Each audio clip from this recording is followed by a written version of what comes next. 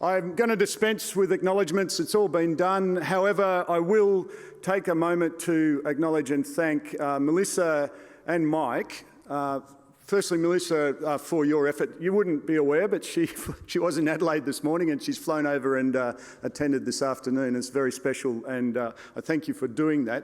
But for both of you, for ensuring that there's still someone in the room to listen to me by being the last two speakers. You are such draw cards, and that was a wonderful contribution. I've got a question. Gordon asked if you learned anything. Has anyone heard at all that Western Australia is interested in getting full cycle docking to come from South? I might talk more about that later. When I asked Gordon to develop this conference, I wanted him to reflect essentially what was published in the Defence and Defence Industry Strategic Plan that was written for us largely by Major General Jeff Sengelman with Admiral Raiden Gates' support and industry participation, and most importantly, with the full collaboration of the former Minister for Defence, Christopher Pyne, his office, and the Department of Defence through Ms. Pyne's office. So we wanted to reflect what Jeff identified, and that is, if we're going to make a contribution, and we do, we applaud Melissa, I applaud the government, the current government, its predecessor, the decisions that were made, quite bold decisions, to embark upon this great national endeavour of building a sovereign defence industry capability. We in Western Australia applaud it. We have embraced it. We also acknowledge and agree entirely with the objective of pursuing a defence export capability, because Australia's defence spend, albeit quite enormous, 200 billion is an extraordinary amount, is still relatively small by comparison to what is on offer if we access an export capability.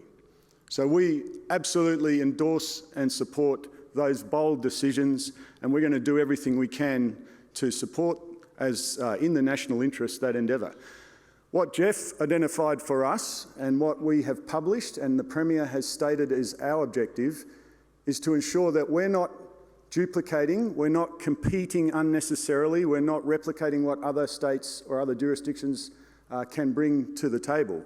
What we want to do is exploit our competitive advantage on behalf of the nation. And it's very clear, you've heard it many times today, it's regularly referenced. Our strength often derives from the capacity, the skills, the capability that has been developed in meeting the demands of offshore oil and gas and mining sectors in this state. We are world class. All of that capacity, skills and capability can be focused on supporting the defence objectives of Australia. And that is what we should be doing as Western Australians. Our researchers are world class at working with our SMEs and our primes to solve problems in the difficult environments confronted by miners and offshore oil and gas operators. We can exploit those relationships, that practice of collaborating to solve difficult problems in tough environments that almost replicate what defence confronts on a regular basis. Beyond that, we are located here on the rim of the Indian Ocean, and our state has for decades been engaged in trade right around the Indian Ocean rim, including, as you heard from Richard Marles, all across Africa, the Middle East, the subcontinent. We look out to the same ocean as the Indians do. Up into Asia, our great trading partners. A quarter of all Australia's trade with ASEAN is done from this state. When people talk about Australia exporting to LNG, iron ore, even most of the grain, to places like China, Korea, Japan, what they're actually talking about is Western Australia exporting it. We have deep, long relationships with our region, and the nation should exploit that. We have a knowledge of how to deal with some of the tough challenges confronting us with what is happening with China at the moment. We can actually help, and people should not dismiss that knowledge, and they should not overlook the opportunity to exploit relationships that we've built in Western Australia on behalf of the nation, and knowledge that we have of balancing the challenge and the opportunity. Gordon has managed to make sure that this conference represents or nails every single part of what I asked him to do a couple of years ago.